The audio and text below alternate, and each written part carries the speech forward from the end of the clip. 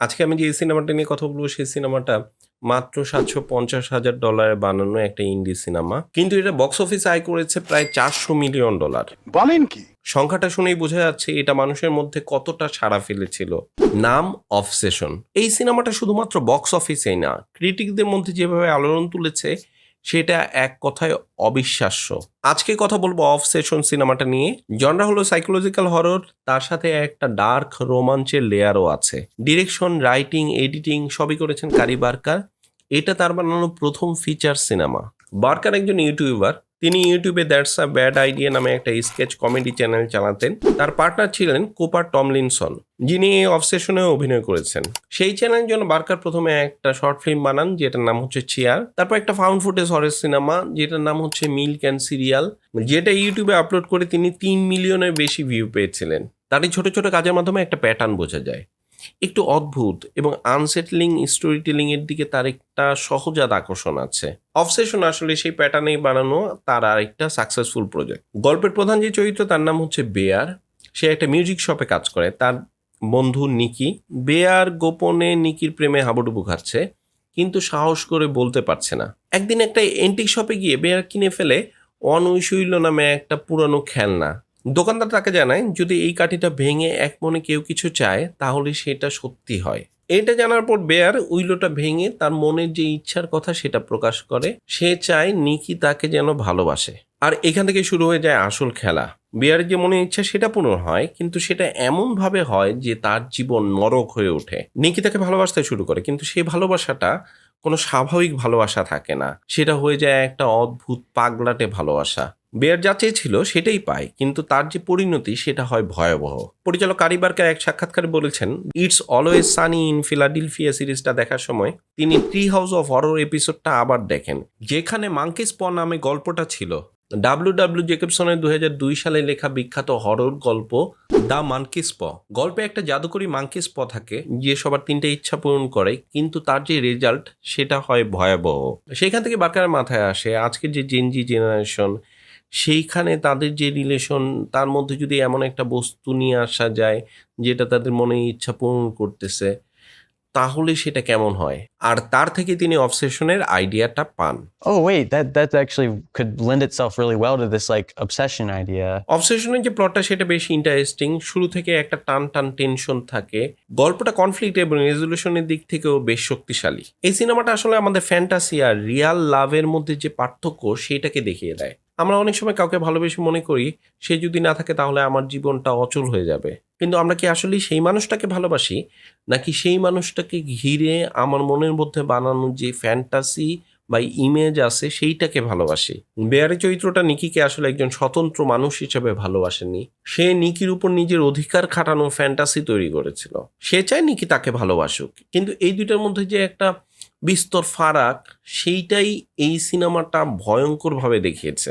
Bear নিকিকে চাওয়ার মাধ্যমে নিকির যে নিজস্ব চিন্তা বা কনসেন্ট আছে সেইটাকে ছিনিয়ে নেয়।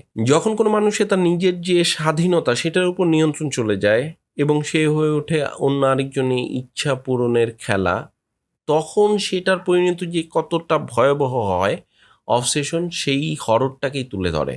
আজকের সোশ্যাল মিডিয়া এবং টক্সিক পজিটিভনেসের যুগে এই সিনেমাটা অনেক বেশি প্রাসঙ্গিক। বিশেষ করে ইয়াং জেনারেশনের জন্য এটা একটা বড় মেসেজ।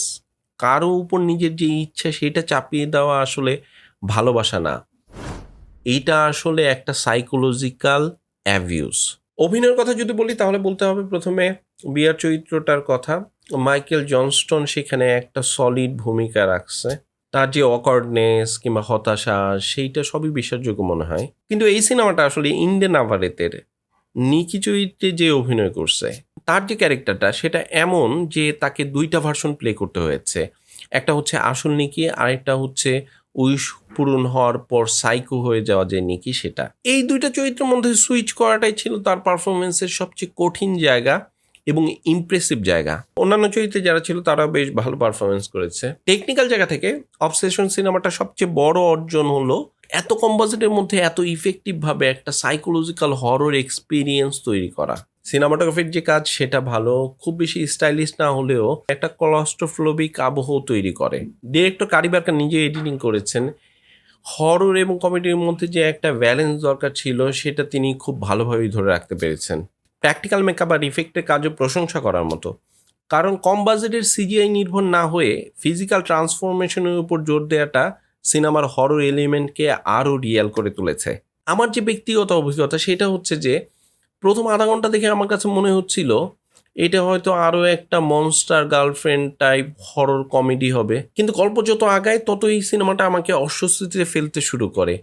আর আমার কাছে মনে হয় যে এই অস্বস্তিতে ফেলতে পারাটাই হচ্ছে এই সিনেমাটা সবচেয়ে বড় সাফল্য। তবে অবসেশন সিনেমাটা যে একেবারে নিখুঁত এমনও না, গল্পের মাঝে মাঝে গিয়ে গতি একটু স্লো হয়ে যায়, আবার কিছু জায়গায় মনে হয় একই ধরনের টেনশন বিল্ড আপ বারবার রিপিট হচ্ছে। সাপোর্টিং চরিত্রগুলো খুব বেশি গভীরতা পায়নি, তাদের নিজস্ব যে আর্ক সেইটা প্রায় নেই বললেই চলে।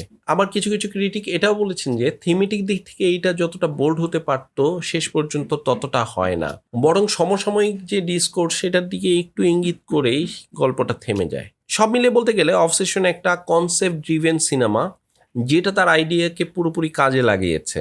কম বাজেট, নতুন ডিরেক্টর, তারপরও সিনেমাটা বক্স অফিসে যেরকম সফলতা পেয়েছে তা এটাই প্রমাণ করে যে ভালো আইডিয়া আর সাহসী এক্সিকিউশন থাকলে বাজেট কোনো সমস্যাই না। আমাদের যে বাংলাদেশি ফিল্ম মেকার তাদের এখান থেকে অনেক কিছু শেখার আছে। ছোট বাজেটে কিন্তু একটু শক্তিশালী কনসেপ্ট নিয়ে সৎভাবে যদি কেউ গল্প বলতে পারে তাহলে সেটা ইন্টারন্যাশনাল লেভেলের সিনেমা হতে পারে। অবসেশন সিনেমাটাকে আমি 10-এ 8 দিচ্ছি। যাদের সাইকোলজিক্যাল হরর ভালো লাগে, যারা হরর এবং কমেডি দেখতে পছন্দ করেন, আর বিশেষ করে রিলেশনশিপের ডাইনামিক্স নিয়ে যারা একটা থটফুল গল্প খুঁজছেন, তাদের জন্য অবসেশন একটা মাস্ট ওয়াচ সিনেমা হতে পারে। তো এই ছিল অবসেশন নিয়ে আমার রিভিউ। আপনারা যারা সিনেমাটা দেখেছেন তাদের কাছে কেমন লেগেছে সেটা আমাকে কমেন্টে জানাতে পারেন। এই ভিডিওটা যদি ভালো লাগে তাহলে লাইক শেয়ার করুন। এই ধরনের আরও ভিডিও দেখতে চ্যানেলটাকে সাবস্ক্রাইব করতে পারেন। দেখা হবে পরের ভিডিওতে, ততক্ষণ পর্যন্ত ভালো থাকুন, সিনেমার সঙ্গে থাকুন।